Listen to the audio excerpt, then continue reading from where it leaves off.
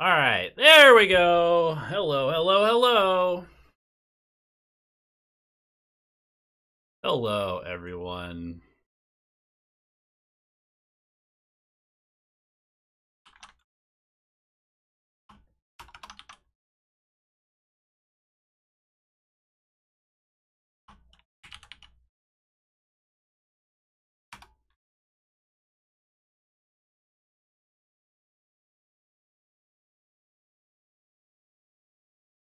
Hello. Cool. All right. We'll let it marinate for like 3 minutes. Then we'll go ahead and start the episode. Quick PSA. Jenkins is currently moving back to Canada. So it's going to be just me tonight. Now, it's a little disappointing because we all like to listen to Jenkins rant and rave about various things. But instead, you get to look at his creepy picture while he stares deep into your soul with those glowing, sparkling eyes of his. And, you know, that'll be great.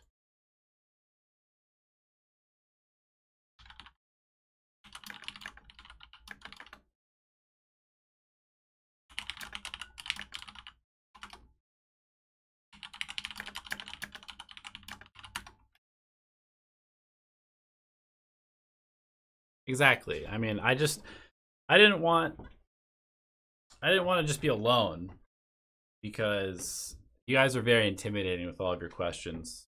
And so I just wanted to make sure that I had a little bit of company to like deflect, some of that away from me, that I didn't feel completely like on a stage, And just to be clear, this is Alchemy Answers. We delayed yesterday's Alchemy Answers because Jenkins was preparing to move and he said he could do it today, but now he's actually in the process of moving. I'm not sure why we delayed it today, but anyway, I think we're about ready to go. So I'm gonna roll the intro real quick. Hello, everyone, and welcome to Alchemy Answers episode 23. And we are going to be taking questions from our patrons and from chat. And we're going to go over some great Dota 2 stuff. I think probably a lot of the questions will most likely pertain to Mars. Hopefully. I'm excited to talk about Mars. I've been playing Mars as many games as I can, which is like 5 at this point, I think. I try to pick him every game because I want to learn the hero. And he's pretty damn fun. So let's go ahead and take our patron questions, and then we'll go ahead and start taking questions from chat as well, because we are, I think the patron questions are going to be relatively straightforward. All right, so have a question from, replay review. Holy sh! Go ahead. Alchemy Answers live. Episode 23 live. Apologies.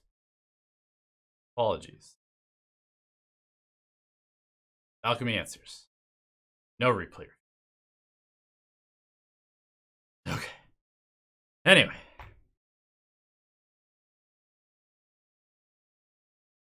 Alrighty. Questions. Question from Prince. I had a recent game playing against a Tinker as an Invoker. They had a very aggressive lineup, which claimed all Tier 1 and Tier 2 towers in like 25 minutes. I know in order to relieve pressure, you apply pressure, which I did with their Tier 1 towers since it had no backdoor protection. But after that, it was very difficult to push or do anything considering Tinker's high mobility and D-push.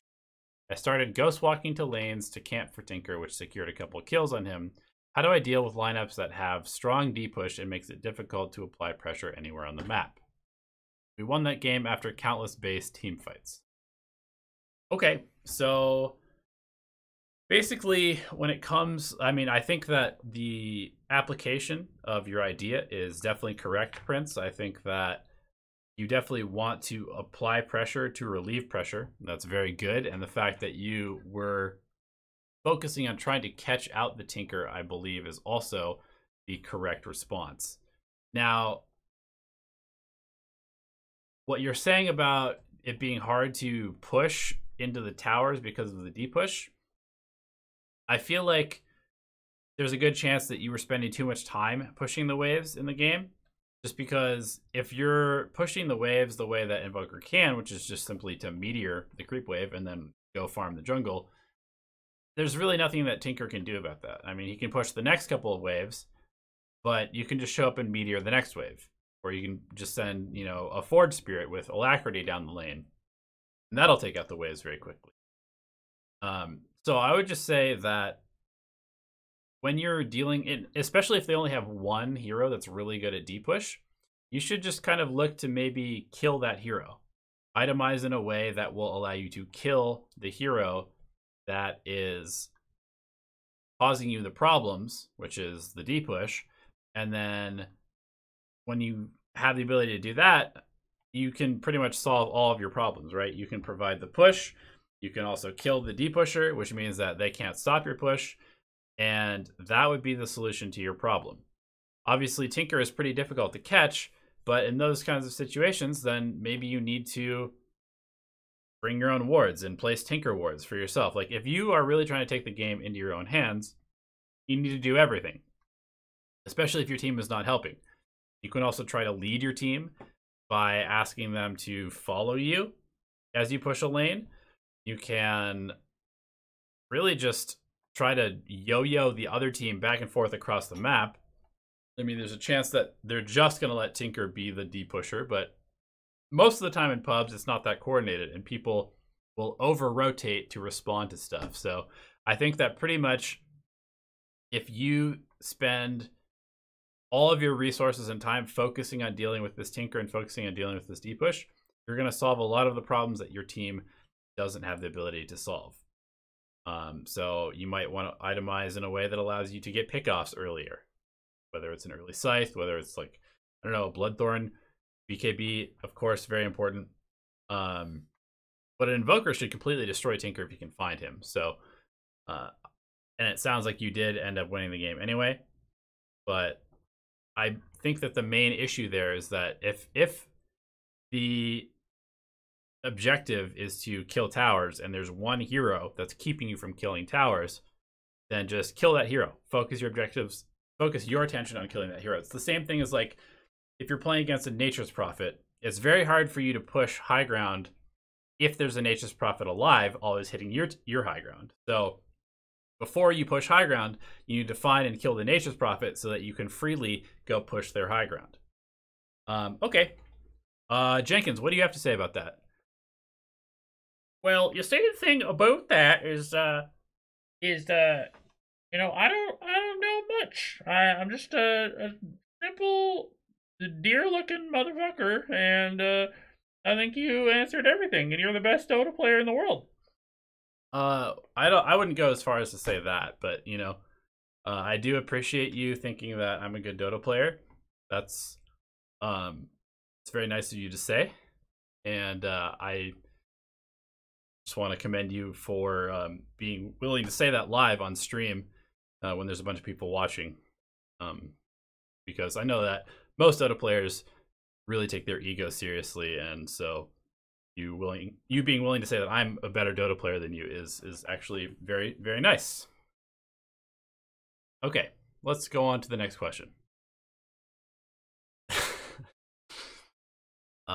I always play party ranks with my friends and currently on a losing streak. We always all draft for team fight, and somehow we lose towers very early in the game, and by the time mid-game happens, we're already defending the tier 3 towers. How, as a support, can I help my teammates if we're losing both tier 1 and tier 2, and how to counter the enemy pushing force? So another question about pushing. I would say that if you're drafting heavy team fight, a lot of the time that means that you have relatively low uptime on your spells. If you're drafting stuff like Phoenix and Tidehunter and Treant Protector and Enigma and stuff like that, you have a window where the other team is going to be able to push and fight you if you have used your abilities. So maybe draft less team fight. That seems like a very simple answer to that part. as far as wanting to take your team fight lineups to that next level where you're not just losing all of your tier 1s and 2s really early on, maybe, again, I would probably draft a couple of aggressive heroes and then keep the rest of your team fight heroes as is, or your comfort heroes. But it sounds like you need to be a little bit more proactive with what you're doing in the game, and maybe bringing some of those team fight heroes together early on to defend your towers. Like, generally speaking, even if you're an Enigma, you can still show up to a fight and drop a Midnight Pulse if people are pushing your towers, and that'll do quite a bit of work. If you're tied under, you can show up with a mech and anchor smash the wave and at least, threaten the Ravage with your presence there. I would also say that you probably need to itemize in ways that allow you to fight earlier. I don't know if you guys are all going for Midases or, hoping to get your Blink Daggers online before you fight, but there's usually quite a few different points at which heroes become strong throughout a game. And it's all about recognizing when those power spikes are for your heroes. Basically, if you're always ending up losing the early game, it means that you're not focusing enough on the early game, whether it's because your laning mechanics are not good enough, whether it's because you're drafting and losing lanes constantly, or whether it's because you're just simply not playing in a way that is allowing you to defend your towers. I don't know. It sounds like you guys are a stack. You play together all the time. So maybe spend a little time looking at your replays. Like, look, why are we losing these towers so early? Is it the lanes? Is it the draft? Or is it just simply that you have an indifferent attitude to defending your towers?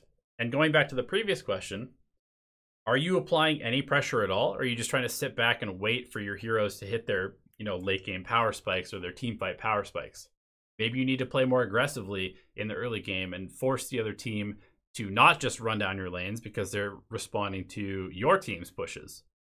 It's another way to delay the game is just by being aggressive and throwing your bodies at the enemy side of the map so that even if you do die or lose a fight, the enemy team still has to walk down your lanes and push your creep waves to be able to actually get to your towers and hit them. So that's what I would say. What do you have to say about that, Jenkins?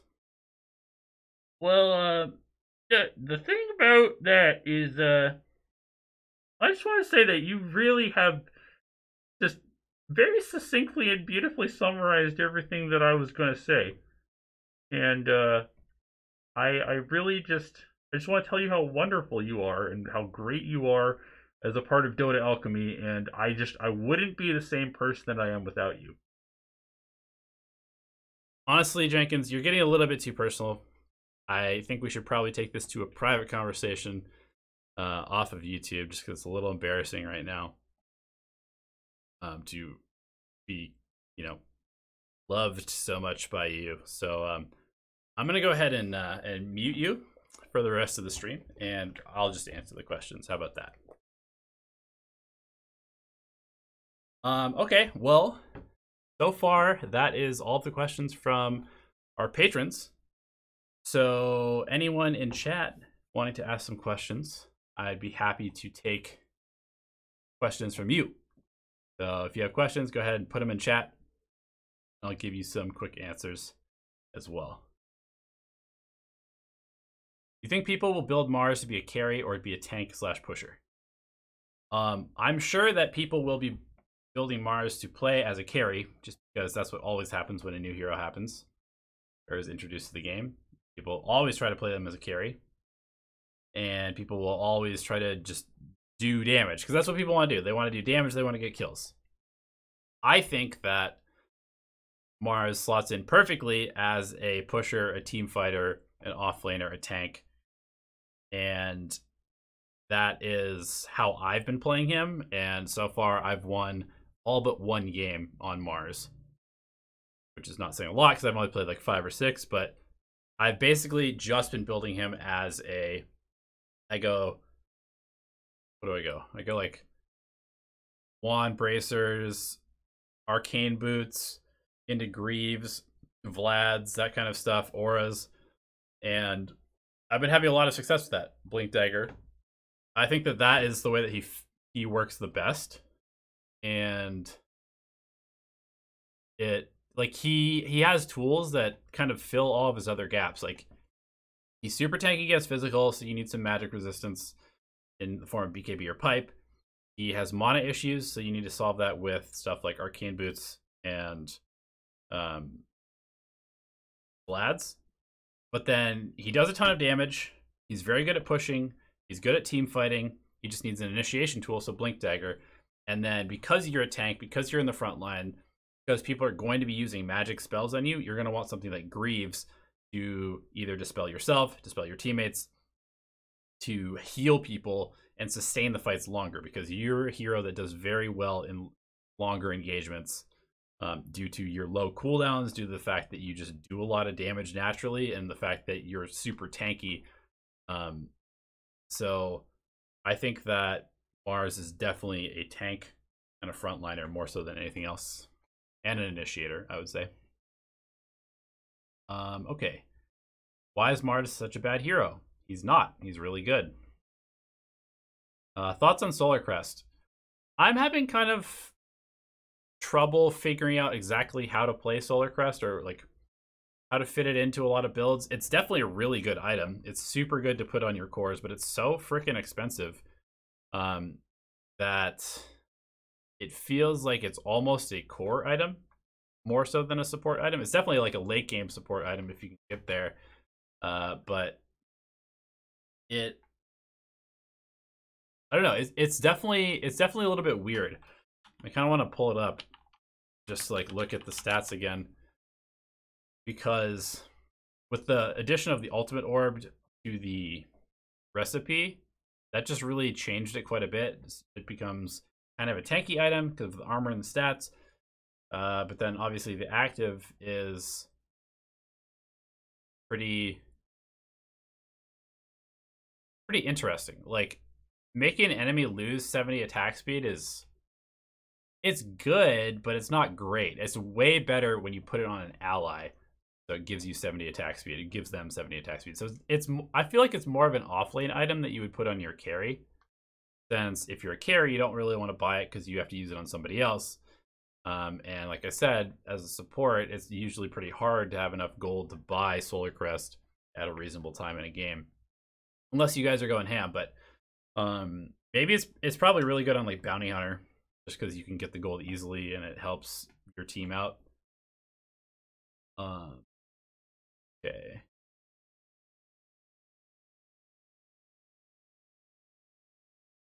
Ever thought of doing something better with your life? Dota? What could be better than Dota? Dota seems impossible lately. I try to stay positive, but it seems like most of my games are awful. Any suggestions how to restart and refresh? Yeah, we talk about this a lot. I would just take a break from the game entirely for like a week. Do something, go outside, figure out like what makes you happy in your life that isn't Dota related. And then once you realize that your games don't really matter to affect your happiness, then you can come back in, and even if games are hard, you're no longer going to be afraid of losing them. Because that's one of the big things with people being toxic in games and people feeling helpless in games, is that a lot of the times you feel like all of your happiness for the day, or at least for that moment, it revolves around having a good game of Dota. If you get to that point, then it's very easy to feel like you're not in control of your own happiness because you have teammates who are going to do stupid things all the time. And that's just part of the game. But if you are feeling like you don't really care about the wins and losses necessarily, you don't care about the MMR, you just want to play good Dota yourself, then a mistake by your teammate is not really going to be that big of a deal, because that's just part of the game. It's something you have to adapt to. It's something you have to incorporate into what you're doing in a game of Dota. But if you feel like if you lose the game, you're going to be super sad and you're going to be depressed, and your teammate makes a mistake, which gets you closer to losing the game, then that's almost like a personal attack on you and your happiness. You know, and that sucks. Like, obviously, you don't want other people to have control over your happiness. And so it's really important to separate yourself from the results of your game and try to just focus on playing good Dota and having fun playing Dota, more so than anything else. Because if you're a victim of circumstance, then you're never going to be happy. But if you can be in control of your own happiness by having happy things outside of Dota that make you happy, then there's no way for you to be a victim of circumstance.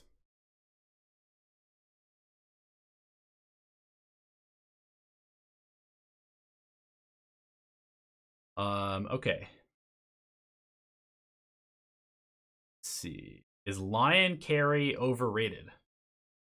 You talking about Lion mid? Because I don't think Lion can be played as a carry. Like, he doesn't do enough right-click damage to be played as a carry. He doesn't have enough stats or armor. But as a mid, I don't know. I always hate it when I see a Lion mid, but I will not lie. I have definitely been carried by a Lion mid a couple of times. And so I would have to say that it's definitely viable. Is it overrated? I am not aware that people are playing it enough to be overrated, but maybe in certain MMR brackets, people are picking Lion a lot. I know it's like one of the most picked heroes because people really like the idea of Finger of Death having infinite scaling.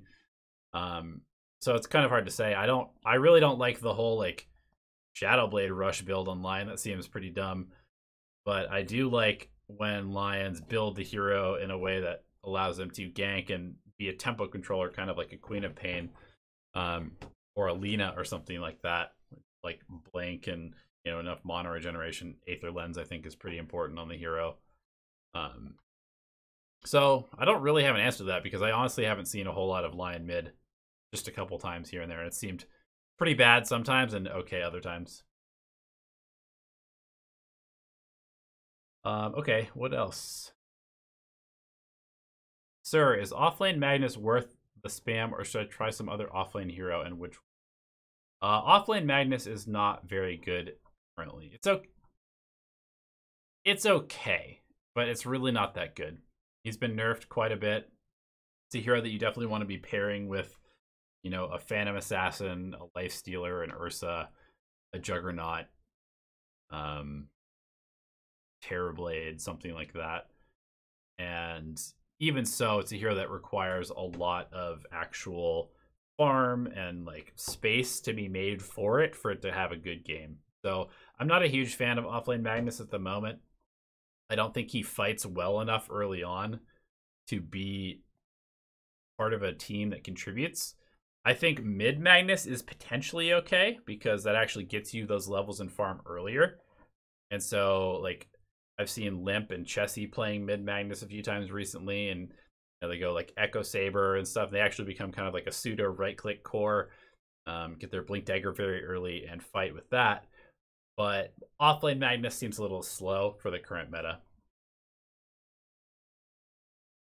Okay, we've got a couple more questions from our patrons. So let's go ahead and take those, and we'll go back to chat afterwards.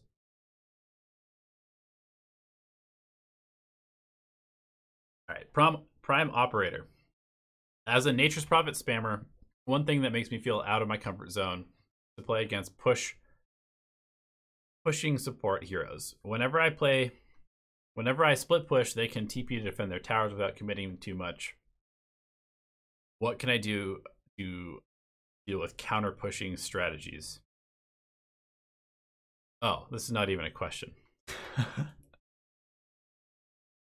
Never mind. All right. The question from Hawkillionaire. As a position 5, if you...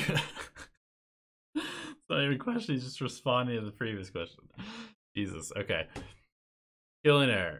Question. As a position 5, if you are being tri-land against and can't help the carry get any last hits by contesting or pulling due to aggression, should you both just leave the lane and help elsewhere, or maybe go stack camps for him in the jungle? Maybe. Yeah.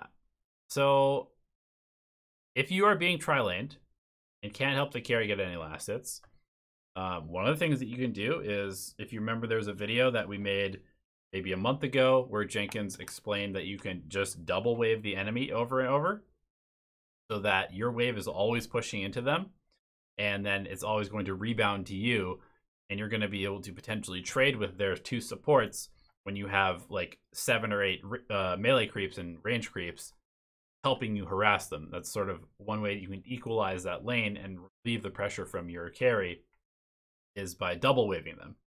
Another option is to simply go leave the lane and try to kill their mid, try to kill their carry, because that is going to pull their supports away from the lane with your carry, or their other heroes are just going to feed, right? Like, if they're tri-laning you, you know where 3 of their heroes are, which means that if you move somewhere else, it's going to immediately become a much stronger lane for your team because they just don't have enough heroes there to counter you.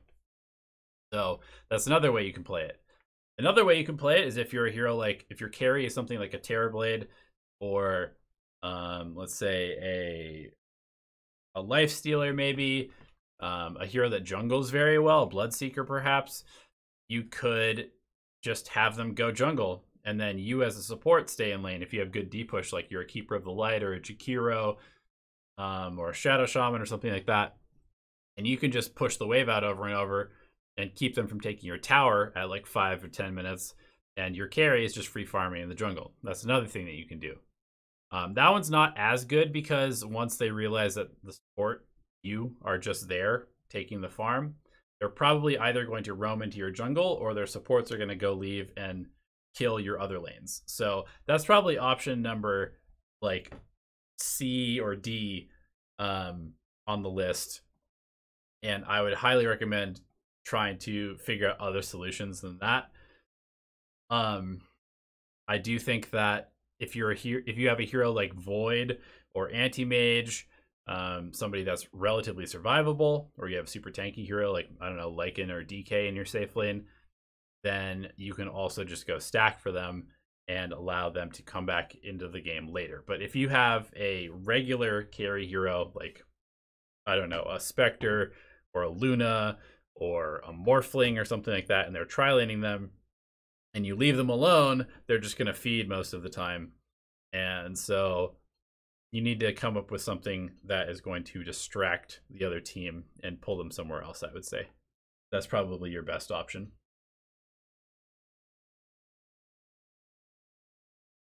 Like you can relieve pressure by putting on pressure. So go to another lane, kill that other lane, kill the mid so that the mid starts crying to his team, supports, they need help. Then they break up the tri-lane, and suddenly you have an experience advantage against the heroes that were tri-laning you because your carry was there getting solo experience. Okay, let's go back to chat. More questions.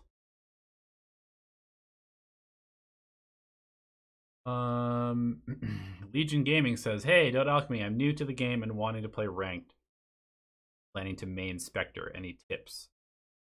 Spectre is a pretty tough hero to pull off at the moment. Just because the meta is very early game fighting focused. That being said, I think that if you build Spectre as a fighting build, you can definitely be good. But as far as if you're new to the game and wanting to play ranked, I would highly recommend playing unranked for a while, familiarizing yourself with the meta and how your hero feels in the current meta, and spend some time playing with your item build and seeing what you need and what you lack on the hero. Like I said, I think that Spectre can be played as a fighting hero. I think you have to go kind of completely different items than you would otherwise,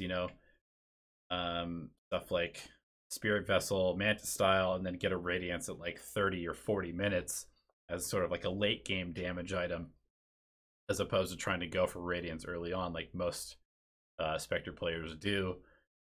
And other than that, just like if you're new to the game, just play more. There's really no substitute to gaining knowledge through experiencing the different matchups and experiencing how your hero controls and experiencing how your hero team fights against various heroes and what spells are good against you, what spells are bad against you, when you can turn a fight with a haunt, when you should just be farming and not waste your haunt to fight. These are all things that you're going to have to learn through just playing Spectre a bunch. But I think that if you just spend some time doing that and like paying attention to what's actually going on in the game, then you will get better pretty quickly. Micah says Hey, Elevated, I'm stuck at Crusader 5. Do you have any suggestions with how I can improve? Thanks. Fight less. Farm a little bit more. Don't go to every single fight. Have a purpose behind going to a fight other than getting kills. Is the fight near a tower? Is the fight near an objective? If not, it's probably better to just farm, because if you just farm more in Crusader, you will most likely be 1 to 2 or even 3 items ahead of everybody else in the game, because most people just tend to run to the fight and they respawn, they TP, and they run to the next fight. So I would just say really be conscious about what you're doing and whether you're fighting too much, and focus on stuff like that. Also, restrict your hero pool to 1 or 2 roles and your 2 or 3 best heroes in each of those roles. Don't play a whole bunch of random shit. Okay.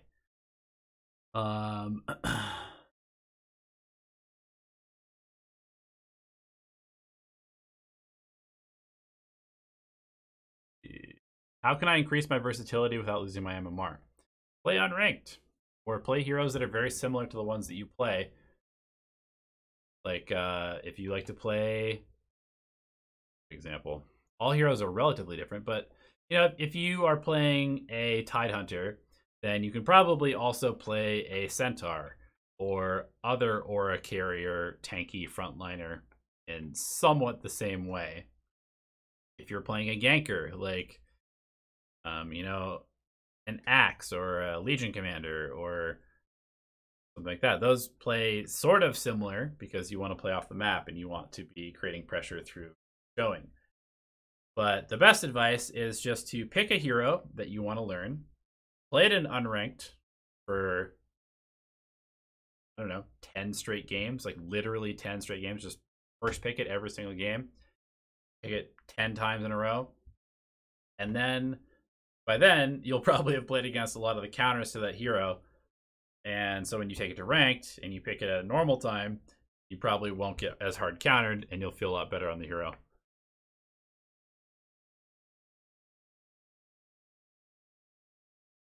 Let's see.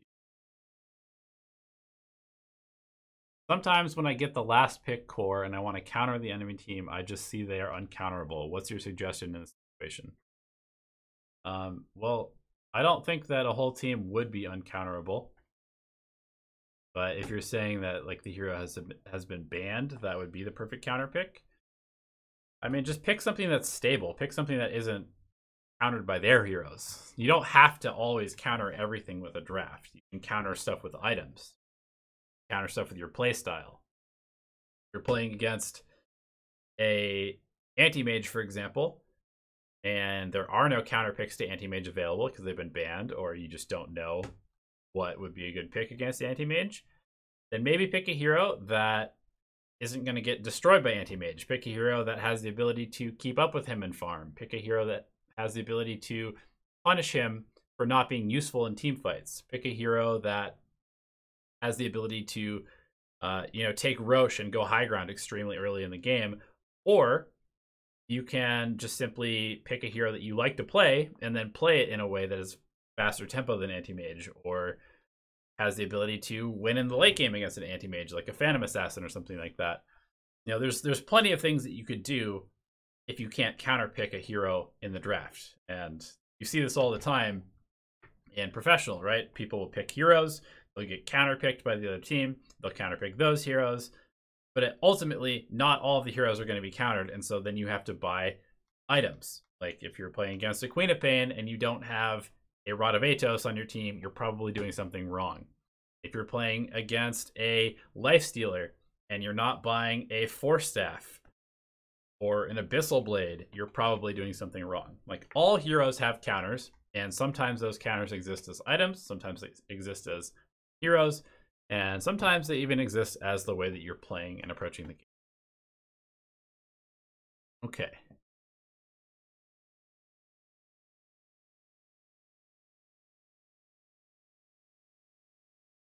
As a support player, supporting either an anti-mage or specter can be a headache. Most of the players playing those heroes have a very passive playstyle.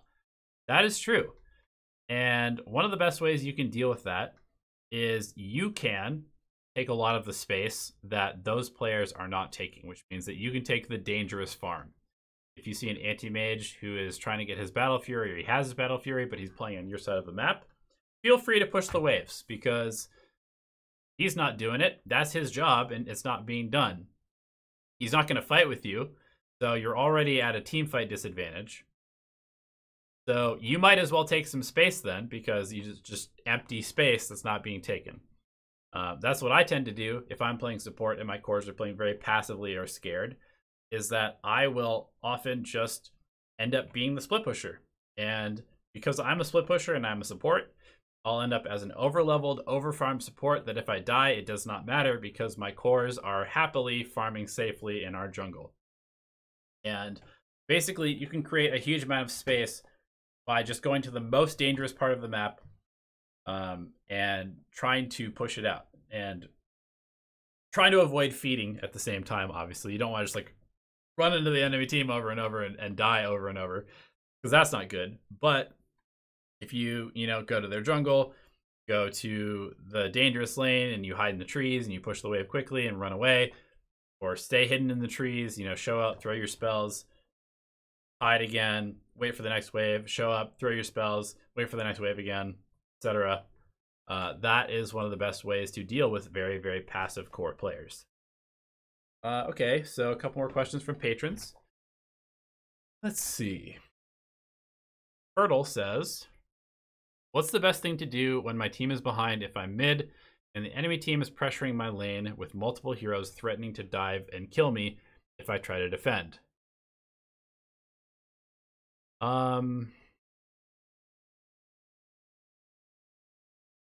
Pretty tough question, just because you don't want to lose your tower.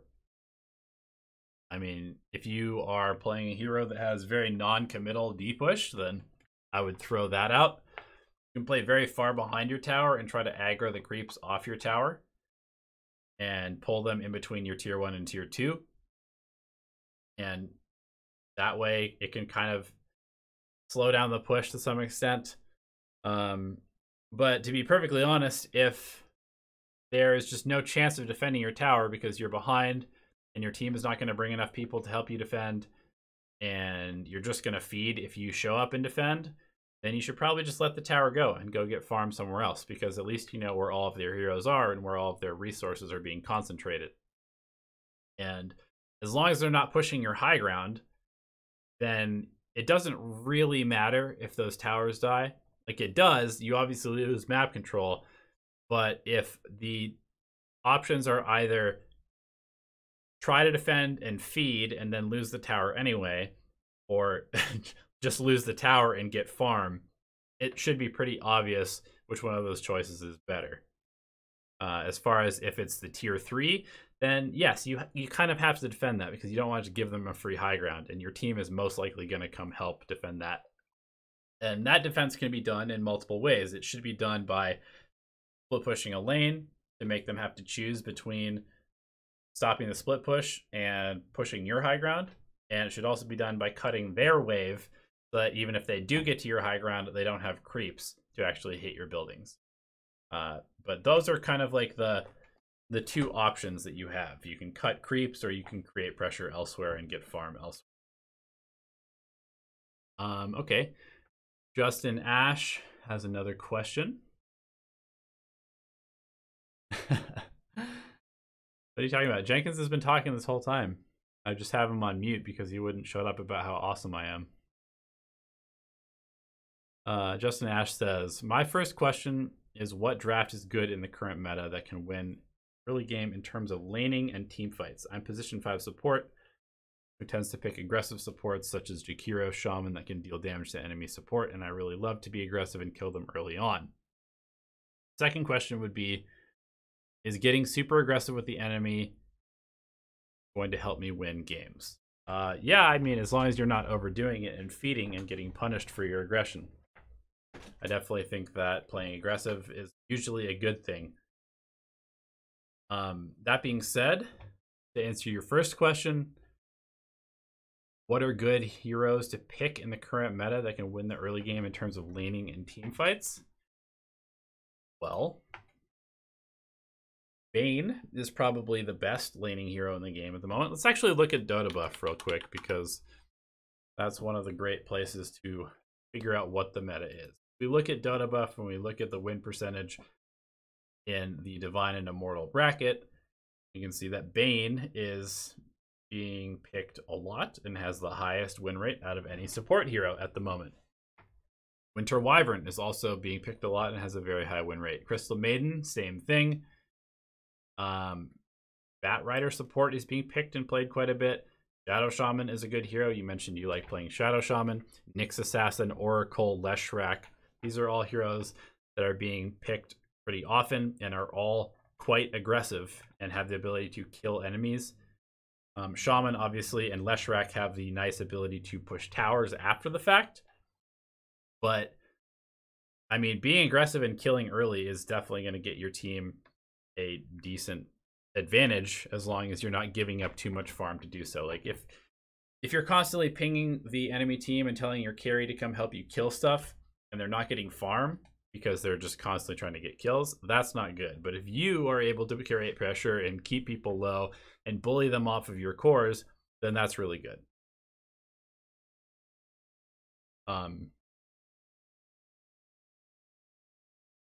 So yeah, I think that probably answers the question.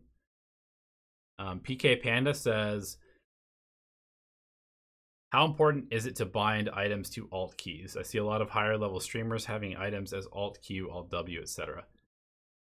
I think that it is completely up to you. I think whatever is the most comfortable control scheme for you is probably correct. I think that if you can, sorry, I'm off.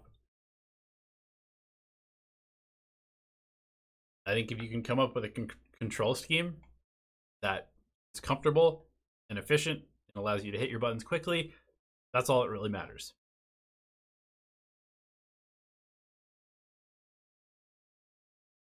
I think that I've actually made a video about how I built my hotkeys, and to me, having to push 2 buttons to do one thing doesn't seem very efficient to me. I know that a lot of streamers and people want to just be able to, they have their abilities, and then they want to use those same keys to cast their items. That's fine. If they want to press Alt to do that and they're comfortable doing that, that's totally acceptable. To me, I would rather have my item somewhere else, because being with big hands, I have big hands, you can see my hands, to like curl my thumb to press the Alt and also hit the keys just doesn't feel comfortable to me. I'd much rather have items on other keys that I can hit in quick succession with my abilities. Like if I was trying to maybe blink Abyssal Mantis style with Anti-Mage, I don't want to have to be hitting like blink on W and then Alt W to Mantis style or Abyssal Blade afterwards. That just, to me, that just feels weird. That's my own preference. Obviously, I'm not a professional player, so maybe I'm wrong, but I would say that just being comfortable and able to hit all of your keys is way more important.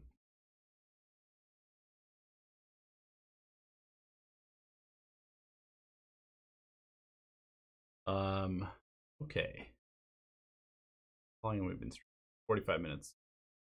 All right, I think I'm going to do a very quick speed round here for the next like 2 minutes, and then we're probably going to call it. So let's take some real quick questions from chat. How do you deal with a mid gyro going Mask of Madison to MKB with no boots as a support pudge? Kill the shit out of him in the early game. Is spamming the same heroes good for climbing MMR? Fight team lineup. Yes, as long as you are not just picking heroes into very blatant counter picks. What are your thoughts on Bloodseeker as a position 1, 2, or 3? I don't really know how I feel about this hero at the moment. He's my most played hero, and to be honest, ever since they made his attack speed scale with his thirst, he feels really shitty to play. He feels very clunky. I've won games with him as position 1. I don't think he's a very good position 3 because he's too easy to bully off of the wave. But I might have to experiment with it a little bit. As a 2, I think he's fine in certain matchups. I just don't think he's very good in the meta right now, based on how he is currently functioning as a hero. Anyway, is Io good? Yes, Io's very good. How do you get ripped like me? Work out. What made you transition from low MMR to high MMR? Gone from Archon to Ancient in the past few weeks and found that the change is best. Just focusing more on my own game and less on my teammates, and like just trying to play enough Dota to stay warm with my mechanics, but not too much to the point where I'm burning myself out and just don't care about the games anymore. What do you think about gaining MMR as a 5 position? I think you can absolutely do it as long as you play actively and you're not just like sitting in lane hoping that your team is going to carry you. What do you think about Mars's level 2500 regen talent for the team? I think it's super broken unless you're playing against Ancient Apparition. I'm an Axe spammer, but I don't know what happened in the last patch or something. Axe can't solo kill agi heroes like Jug anymore. Blade Mail, can you explain, please? Not entirely sure about why you wouldn't be able to kill him with Blade Mail, but I think Axe is just generally bad at the moment because they nerfed his counter helix so much that he just doesn't farm very fast or pressure very much until he has like 4 points in it. And so probably what's actually happening is you're just really behind on your timings and just don't feel like you do enough damage early on the hero. He just doesn't feel very good. He's like not aggressive enough anymore because his damage number is too low. If you're a good position 5, what are your thoughts on Terrorblade at the moment?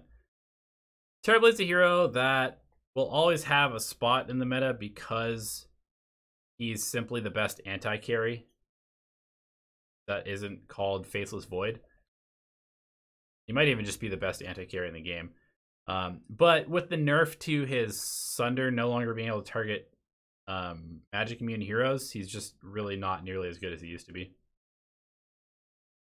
What do you do if you lost your lane and can't jungle because the enemy team is following you into the jungle? Jungle on their side of the map. Farm the enemy jungle. Who do you think is the best position 5 at the moment? Bane. All right, guys. Thank you so much for tuning in to Alchemy Answers. And thank you for submitting your questions. Thanks as always to our patrons. And one last question from Justin Ash. Midas or Bracer Null Talisman in position 5 support? Definitely not Midas. Get stats. You should never be building a Midas on a position 5 support. Your job is to place wards and sentries and buy smokes and detection and cast your spells in fights. It's not to get high levels. That's pretty straightforward, actually. So thank you for that question. And thank you, everybody, again, for submitting your questions in chat. We will have this episode up on YouTube here in a little bit. And enjoy your games. So good luck. Have fun.